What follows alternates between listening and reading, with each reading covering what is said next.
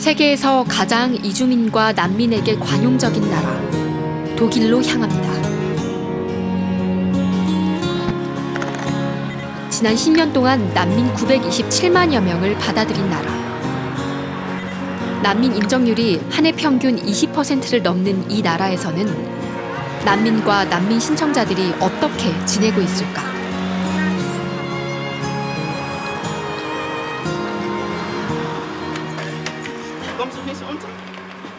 베를린 시내에 있는 건설 현장에서 기니 출신의 아마두 씨를 만났습니다.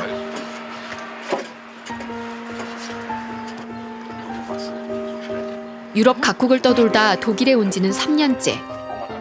취업 허가를 받아 상하수도 파이프관을 만드는 회사에서 직업 교육을 받고 있습니다. 독일 정부는 그에게 회사에 취직해 기술 교육을 받고 언어를 배울 기회를 줬습니다.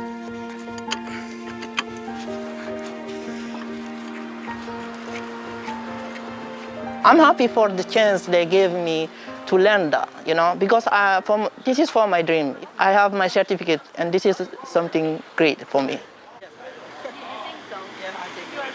야마두 씨는 일단 임시 체류 비자를 받았지만 일을 하면서 범죄를 저지르지 않고 5년 더 체류하면 영주권 취득 자격을 얻게 됩니다. 그에게 독일은 언어도 생활 방식도 다른 낯선 나라였지만 무난하게 이 사회에 정착했습니다. I went here alone, and I had no friends. I speak the language, and then it's easy because I can talk people everywhere. And then now I have many friends. I can go out.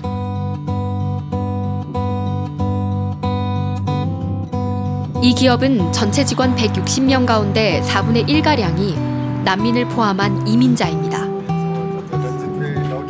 회사는 3년 동안 일정 월급을 주면서 직원들을 교육하고 이후에는 정직원으로 채용합니다. 회사 대표는 난민과 이주민 채용은 독일 기업들이 피할 수 없는 선택이라고 강조했습니다. We will find not enough German trainees, so we look for the refugees or the immigrants. Workers, the employees, are getting older and older. And in 5 years, in 10 years, they stop working because they are too old. To make the tree. 회사 대표는 나이 든 사람은 갈수록 늘고 일할 수 있는 사람은 줄어드는 독일의 현실을 그림까지 그려가며 설명했습니다. 일할 사람의 공백, 그 공간을 메우는 것이 난민과 이주민이라는 겁니다. They are very motivated, highly motivated. They are hardworking, and they are every day come to construction. German employees, it's harmonized very, very good. 2021년 독일 출생아 숫자는 79만여 명.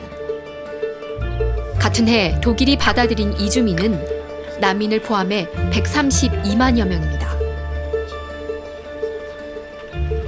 독일에서 태어난 사람보다 외부에서 들어온 사람이 더 많아지고 있습니다.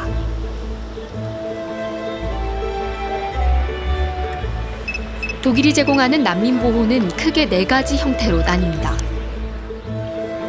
본국으로부터 직접적인 박해를 받은 사람에게 주는 망명 자격, 국적과 종교 등의 사유로 국가나 비국가 단체로부터 위협을 받은 사람에게 주는 난민 자격, 이 외에도 본국에서 신변의 위협을 받는다고 느끼는 사람에게 보충적 보호 자격과 추방 금지 자격을 비교적 관용적으로 부여하고 있습니다. 어떤 범주에 속하든 취업을 해서 독일에 체류할 수 있고 기초생활에 관련된 혜택을 제공받을 수 있습니다. 또 일정 요건을 충족하면 5년 뒤에는 영주권을 취득할 자격을 가질 수 있습니다. 독일에서 살고 싶어하는 사람에게는 합법적으로 체류하며 일할 수 있는 기회가 얼마든지 열려 있는 겁니다.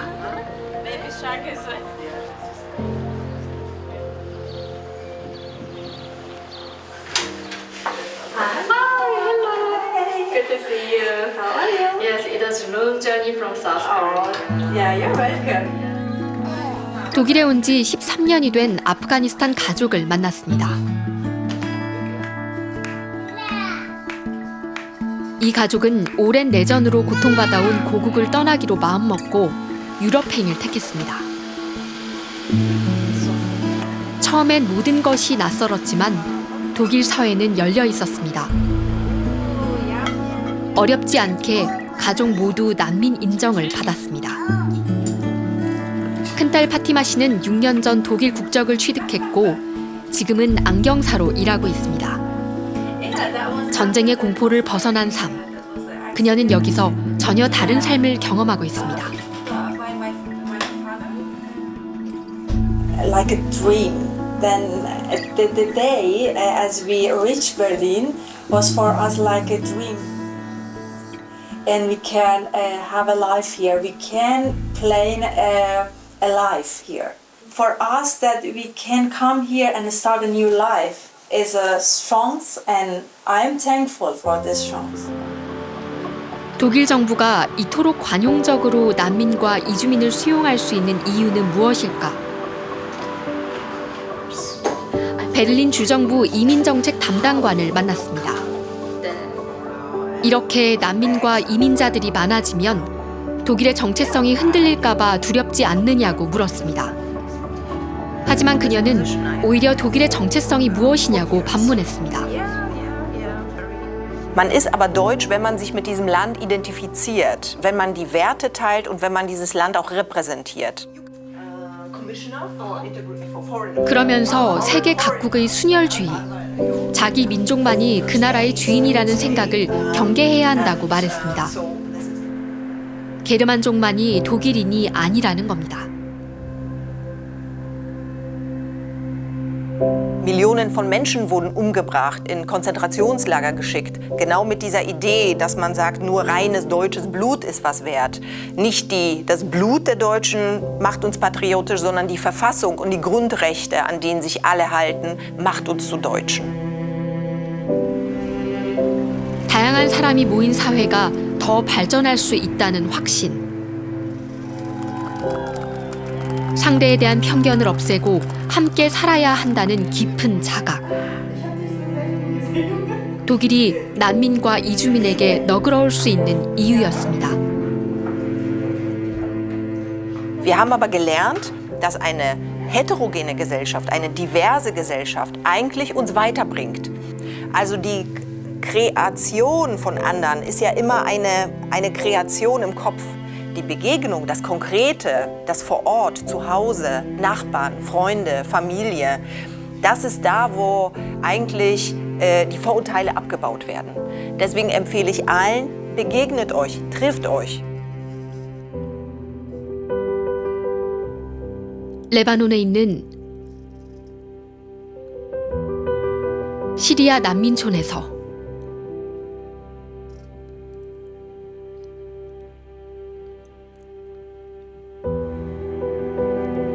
태국의 미얀마 난민촌에서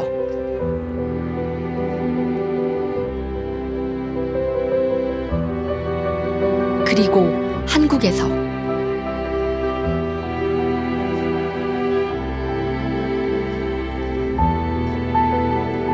많은 난민들을 만났습니다. 시리아와 미얀마 속으로 들어가 이들이 말하는 참상을 직접 눈으로 볼 수는 없었지만 고국을 떠날 수밖에 없었던 고통은 공감할 수 있었습니다. 내가 지금 서 있는 이곳보다 더 나은 삶을 꿈꾸고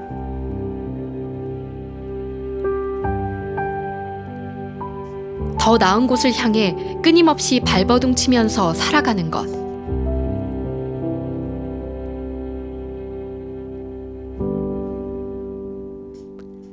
인간 존재의 본성이 아닐까 생각했습니다.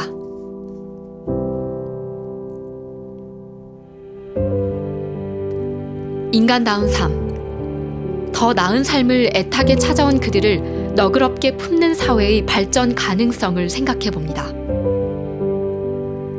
너의 난민이 아닌 나의 난민으로 사람을 사람답게 인정하는 사회가 더 풍요로울 수 있지 않을까요? 이제 한국에서 저희가 이제 오피스 다큐멘터리 찍으러 왔는데 우리한테 해주고 싶은 얘기 마지막 말씀 한번 해줄래요? والله شكرا كتير وحبيت كتير